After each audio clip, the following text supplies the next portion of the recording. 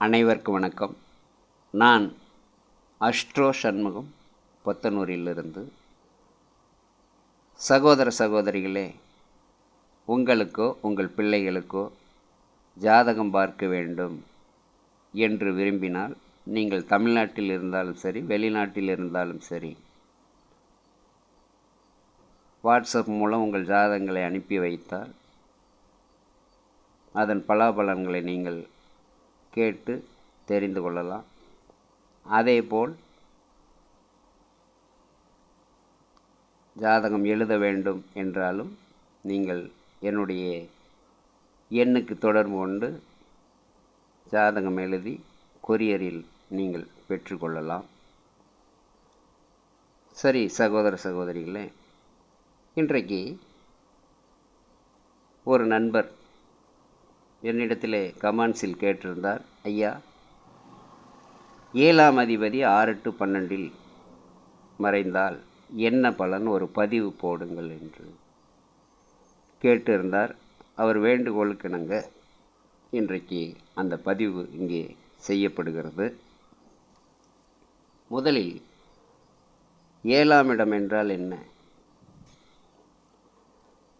அது கலஸ்திரஸ்தானம். ஆணுக்கு மனைவி ஸ்தானம், பெண்ணுக்கு கணவர் ஸ்தானம்.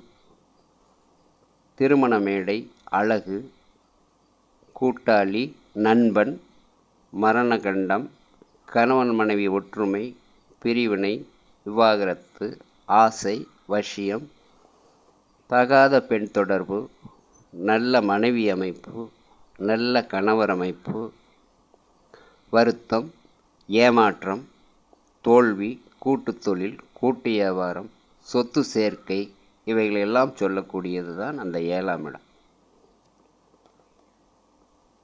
இப்போது இங்கே ஒரு ஜாதகம் பதிவீடு செய்யப்பட்டிருக்கிறது. மகர லக்கண ஜாதகம். இது ஒரு பெண் ஜாதகம்.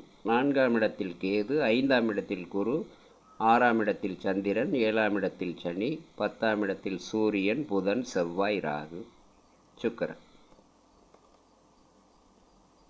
இந்த பெண் தன் கணவரை பிரிந்து 20 ஆண்டுகள் ஆகிவிட்டது. அதற்கு என்ன காரணம்?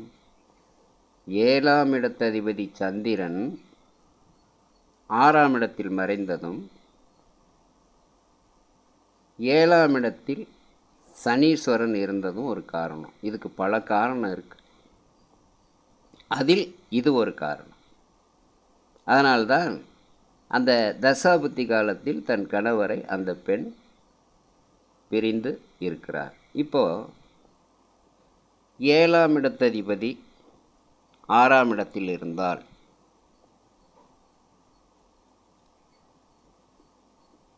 பெண் ஜாதகமானால் கணவருக்கு ஏதேனும் ஒரு வகையில் மனநோய், உடல் நோய் இருக்கும். ஆண் ஜாதகமானால் மனைவிக்கு ஏதேனும் உடல் நோய், மனநோய் இருக்கும்.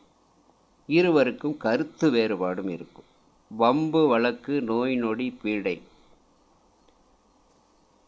இவைகளால் அவர்கள் பிரிந்து வாழ நேரிடும். அல்லது விவாகரத்து கூட ஆகியிருக்கும். அதே போல் 7ஆம் அதிபதி 8ஆம் இடத்தில் இருந்தால், இப்போ 7ஆம் அதிபதி 8ஆம் இடத்துல ஒரு 7ஆம் அதிபதி சுபக்கிரகமாக இருந்து, 8ஆம் இடத்துலேயும் ஒரு சுபக்கிரகம் இருந்து, ஆட்சி பெற்று இருந்து, அந்த சுபக்கிரகங்கள் நின்ற நட்சத்திர அதிபதி கேந்திரம் திரிகோணம் ஏறி நல்நிலை பெற்றிருந்தால், ஆண் ஜாதகமாக இருந்தால், வருகின்ற மனைவி சகல ஐஸ்வர்யத்தோடு, குடும்ப பாங்கோடு, குடும்பத்தை கவனித்து கொள்கின்ற பண்பாட்டோடு, கலாச்சாரத்தோடு, தன் கணவன் சொல்லுக்கு கட்பட்டு அந்த குடும்பத்தை நிர்வாகம் பண்ணி சிறப்பாக நடத்திட்டு வருவார். தனதானிய யோகத்தோடு, செல்வத்தோடு வருவாங்க. பெண் ஜாதகமாக இருந்தால் வருகின்ற கணவர் வேலை வாய்ப்பில் இருப்பார், செல்வ செழிப்போடு இருப்பார், குடும்பத்தை நன்றாக கவனித்து கொள்வார். இந்த பெண் எது சொன்னாலும் கோவிச்சுக்காமல் பொறுப்பாக குடும்பத்தை நடத்திட்டு போவார். அதே 7ஆம் அதிபதி 8இல் நின்று 7ஆம் அதிபதி பாவக்கிரகமாக இருந்து 8ஆம் இடம் பாவக்கிரக வீடாகியோ அல்லது 8இல் ஒரு நீச்ச கிரகம் இருந்தாலோ, ஆணாக இருந்தால் தன் மனைவி சிறப்பு தராது, பெண்ணாக இருந்தால் தன் கணவருக்கு சிறப்பு தராது. அதே போல் 7ஆம் அதிபதி 12ஆம் இடத்தில் இருந்தால் 12ஆம் வீடு சுபக்கிரக வீடாகி 12இல் 7ஆம் அதிபதி நின்று அவரும் சுபக்கிரகமாக இருந்து குரு போன்ற சுபக்கிரகம் அந்த 12ஆம் இடத்தை பார்த்து விட்டால் அயன சயன பயண சுகம் சிறப்பாக இருக்கும். கணவன் மனைவிக்குள் ஒற்றுமை இருக்கும். வண்டி வாகனம், வீடு, நிலபலம், சொத்து சுகம் இவைகளெல்லாம் மிக சிறப்பாக கொடுத்துவிடும். அதே 7ஆம் அதிபதி பாவக்கிரகமாகி 12ஆம் இடத்திலிருந்து 12ஆம் வீடு பாவக்கிரக வீடாக இருந்து 12ஆம் வீட்டில் பாவக்கிரகத்தோடு சேர்ந்து 7ஆம் அதிபதி இருந்தால் தூக்கம் இருக்காது, நிம்மதி இருக்காது. கணவன் மனைவிக்குள் கருத்து வேறுபாடு, பிரச்சனை, வம்பு வழக்கு, கடன், இடம் விட்டு இடம் போகிறது, ஊர் விட்டு ஊர் போகிறது, மனக்கசப்பு, வேதனை,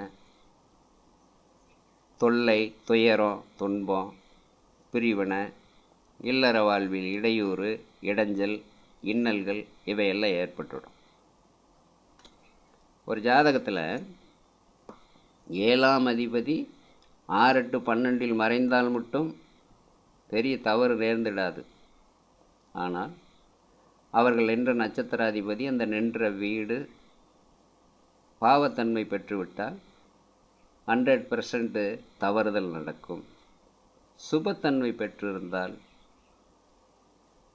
பெரிய அளவுக்கு எந்த பாதிப்பு வராது. அதனால் இதை பற்றி யாரும் கவலைப்பட தேவையில்லை. அப்படி பெரும் சிக்கல் பிரச்சனை இருந்தால் அதற்கு சாஸ்திரத்தில் நம் முன்னோர்கள் எத்தனையோ வழிமுறைகளை எல்லாம் சிறப்பாக சொல்லியிருக்கிறார்கள். அது பற்றி நீங்கள் கேட்கிற போது அதற்கான ஆலோசனைகளை நான் வழங்குவேன். என்னுடைய ஃபோனுக்கு தொடர்பு கொண்டு கேட்கலாம். நன்றி, வணக்கம். மீண்டும் ஒரு காணொளியில் சந்திப்போம்.